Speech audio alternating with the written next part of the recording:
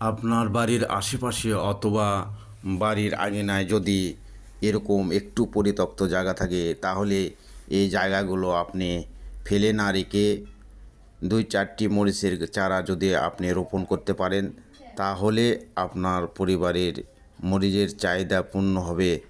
এবং এভাবে আপনি মরিচ চারা রোপণ করলে আপনার বাড়ির চাহিদা পূরণ করে আরও পরিবারের পরিবারের চাহিদা পূরণ করা সম্ভব।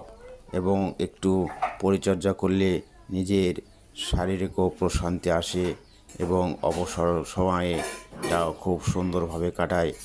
এভাবে বাড়ির আঙিনাতেও অথবা বাড়ির ছাদে, বাড়ির চারপাশে যে কোনো জায়গায় যদি আপনার একটু পরিত্যক্ত জায়গা থাকে, অবশ্যই মরিচ চারা 2-4টি রোপণ করলেই পারিবারিক চাহিদা মিটে।